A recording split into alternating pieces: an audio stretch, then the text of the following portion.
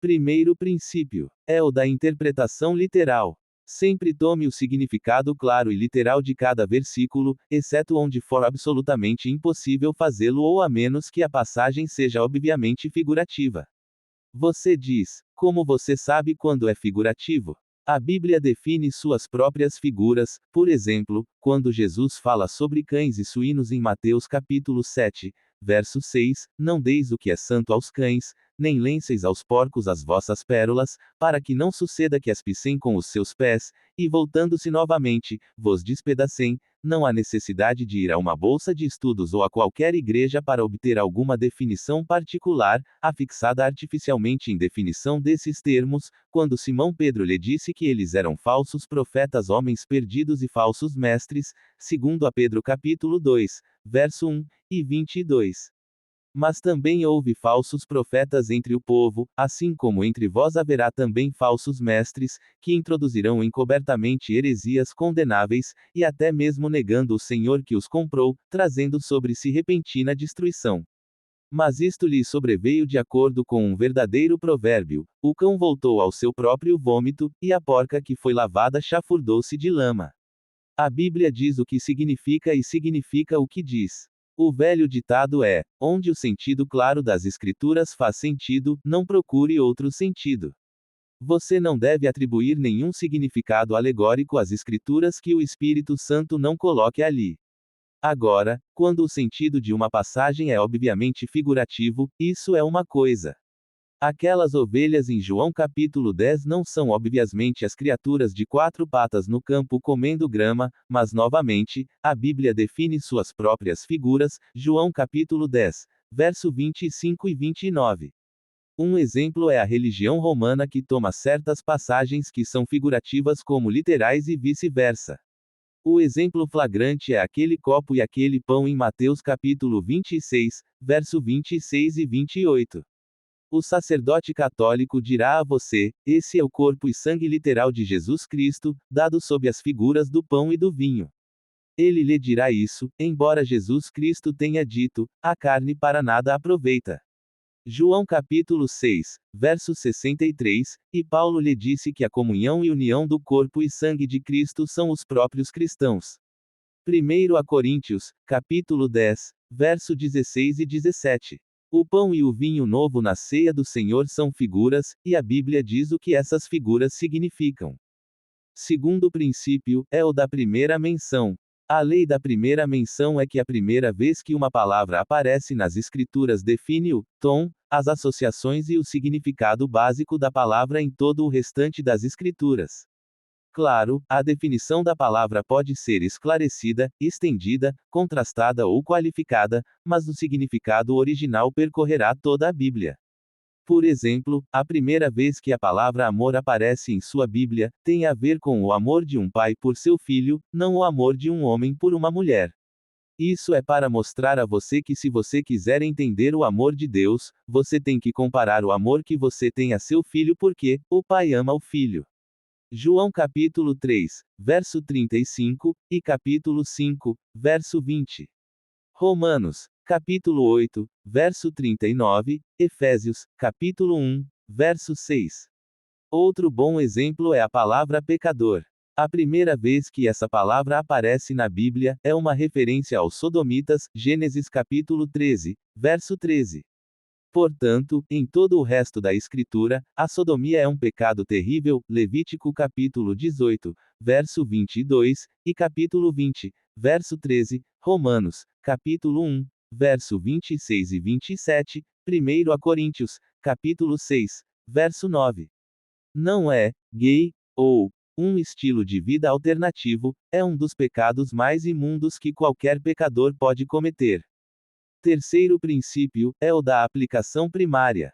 Cada escritura tem uma aplicação primária, a aplicação doutrinária. As escrituras são dadas antes de tudo para a doutrina, segundo a Timóteo capítulo 3, verso 16. Toda a escritura é dada pela inspiração de Deus, e é proveitosa para a doutrina, para repreender, para corrigir, para instruir em justiça. O significado doutrinário de uma passagem deve ser fixado antes que qualquer outra aplicação seja feita. Quarto princípio, é o da revelação progressiva. A verdade de uma doutrina torna-se cada vez mais clara à medida que mais revelações são dadas na história bíblica. Você não vai conseguir obter a verdade total sobre a encarnação, o nascimento virginal, a expiação, o anticristo ou o segundo advento em Gênesis capítulo 3, verso 15. Todos esses assuntos são abordados naquele versículo, mas para entender completamente essas doutrinas, você vai precisar de Isaías capítulo 7, verso 14, Miqueias capítulo 5, Isaías capítulo 53, Salmos capítulo 22, Romanos capítulo 5, Gálatas capítulo 4, Lucas capítulo 1 e 2. 1 a Timóteo capítulo 3, verso 16, 2 a Tessalonicenses capítulo 2, verso 3 e 4, Isaías capítulo 63, Daniel capítulo 7, verso 24 e 25. Daniel capítulo 9, versos 25 a 27. Apocalipse capítulo 14, versos 6 e 7. Apocalipse capítulo 19, Abacuque capítulo 3, etc., etc., etc. Tudo isso foi revelado mais tarde, e ainda por cima. Moisés teve mais revelações do que Adão ou Noé, Davi entendeu mais do que Moisés, Isaías tinha mais do que Davi, os apóstolos tinham mais do que qualquer um dos escritores do Antigo Testamento. Por quê? Porque cada um deles recebeu mais revelação das Escrituras do que os anteriores, pela revelação progressiva. Quinto princípio, é o de detalhes subsequentes. Foi aqui que os críticos de alto nível bagunçaram o Velho Testamento. Em vez de perceber que Gênesis capítulo 2 lhe dá detalhes sobre a criação do homem, não encontrado em Gênesis capítulo 1, eles disseram que os dois capítulos eram escritos por dois autores diferentes e reunidos mais tarde por um redator. Em vez de serem escritos por Moisés, Lucas capítulo 24, verso 44, João capítulo 1, verso 17, e capítulo 5, versos 45 e 46. Gênesis capítulo 5 não diz nada sobre Enoque profetizar alguma coisa, você não descobrirá isso até chegar em Judas capítulo 1, versos 14 e 15. Uma regra desse princípio é: nunca interprete uma passagem clara por uma passagem obscura, ou uma passagem completa por uma passagem incompleta. Sempre interprete o incompleto ou obscuro pelo completo e claro. Por exemplo, aqui está uma declaração incompleta: quem repudia sua mulher e casa com outra, comete adultério, Lucas capítulo 16, verso 18. Aqui está a declaração completa, e eu vos digo: qualquer que repudiar sua mulher, a não ser que se casar com outra, comete adultério. Mateus capítulo 19, verso 9. Outra boa regra prática, em relação a este princípio, nunca é basear suas crenças fundamentais em qualquer versículo que seja obscuro de alguma forma. Se o versículo não for absolutamente claro, não comece seu sistema teológico aí. Agora, eu não estou dizendo que certos versículos não são escrituras e não são inspirados e não são autorizados, eles são. Mas eles não são versículos fundamentais sobre os quais se deva construir uma teologia. Em uma casa, cada pedaço de material de construção é uma parte dela: a madeira, o tijolo, o vidro, a fiação, etc. Mas você não constrói a casa sobre uma base de lâmpadas. Você quer um bom versículo para começar quando se trata da salvação? Aqui está: quem tem o Filho tem a vida, quem não tem o Filho de Deus não tem a vida. 1 a João capítulo 5, verso 12. Você vê como isso é simples? Cada palavra nesse versículo é uma palavra de uma sílaba. Ou você tem o Filho ou não. Se você faz isso, você tem vida, e se não, você não tem vida. Você tem o Filho de Deus. Se sim, você tem vida. Sexto princípio, é o da menção completa. A Bíblia, sem qualquer referência a igrejas ou tradições de ninguém, é a revelação completa de Deus sobre qualquer coisa importante para a nossa vida espiritual. Pedro escreveu: segundo o seu divino poder nos deu todas as coisas que dizem respeito à vida e à piedade, pelo conhecimento daquele que nos chamou à glória e à virtude, pelas quais nos são dadas muitas e preciosas promessas para que através destas possais ser participantes da natureza divina, havendo escapado da corrupção que há no mundo, através da concupiscência. Segundo a Pedro capítulo 1, versos 3 e 4. Sétimo princípio, é o do contexto. O contexto são os versículos que circundam a passagem em consideração. Uma das maneiras de dividir erroneamente a palavra da verdade é tirar um versículo de seu contexto. Uma vez que um versículo é separado de seu contexto, você pode fazer com que ele signifique o que quiser. Isso é corrupção bíblica. O velho ditado é: as três leis da interpretação bíblica são contexto, contexto e contexto. Diz o ditado: um texto sem contexto é um pretexto. Um bom exemplo é como todo modernista crítico textual e teólogos religiosos nega a obediência do sábado. Eles falam que o sábado era só para os judeus, mesmo sabendo que o sábado é o quarto mandamento. Êxodo capítulo 20, versos 8 a 11. Deuteronômio capítulo 5, versos 12 a 15. E que foi dado muito antes de existir judeus. Gênesis capítulo 2, versos 1 a 3. E que é um sinal entre Deus e o homem. Ezequiel capítulo 20, versos 12 e 20. E o próprio Cristo disse que é o Senhor do sábado, não do primeiro dia da semana.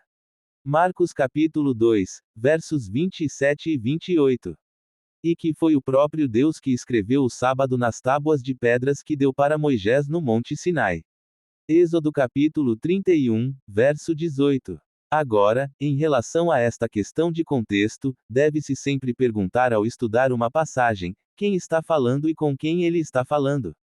A Bíblia lista três grupos diferentes aos quais se dirige: o judeu, o gentio e a igreja, que é o corpo espiritual de Jesus Cristo. 1 Coríntios capítulo 10, verso 32. Outra pergunta a fazer é quando a passagem em questão está sendo abordada. Nesta era, o Espírito Santo coloca cada crente no corpo de Cristo, 1 Coríntios capítulo 12, verso 13, e nesse corpo, não há judeu nem grego, Gálatas capítulo 3, verso 28. Portanto, nesta era, se uma pessoa não é uma pessoa salva no corpo de Cristo, ela é um judeu ou um gentio perdido. Mas no Antigo Testamento, não havia corpo de Cristo, e uma vez que o corpo de Cristo é a igreja, os crentes não são mais colocados naquele corpo. Assim, no Antigo Testamento, na tribulação, no milênio e na eternidade, existem judeus salvos e judeus perdidos, gentios salvos e gentios perdidos, e uma distinção precisa ser feita lá também. Oitavo princípio é o da discriminação negativa. Ao contrário de tudo que é ensinado pelo governo, pelas escolas públicas e pela vasta maioria das igrejas, a mensagem da Bíblia não é apenas positiva. Em outras palavras, quando você ouve um pregador, professor, político, personalidade da TV, ator ou psiquiatra falando sobre autoestima, amor próprio, reforço positivo, pensamento de possibilidade, o poder do pensamento positivo, sua melhor vida agora, etc., etc., etc. Aqui você não está lidando com a Bíblia. A Bíblia tem uma visão negativa do homem separado de Deus.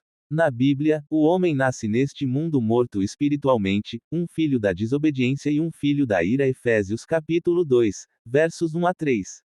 Seu pai é o diabo. João capítulo 8, verso 44, e ele está indo para o mesmo lugar que seu papai. Mateus capítulo 23, verso 5. E capítulo 25, verso 41.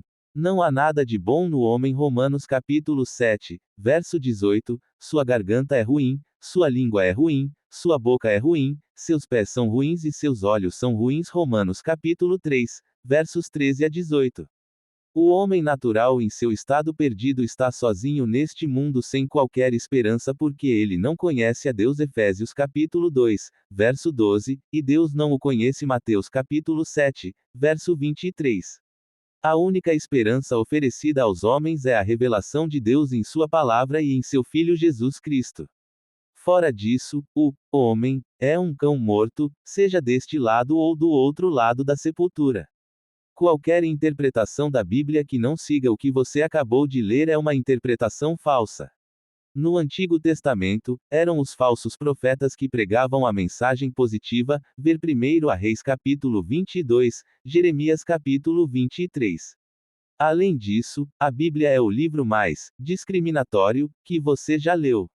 De todas as nações deste mundo, ela apenas reconheceu um como povo de Deus, os judeus.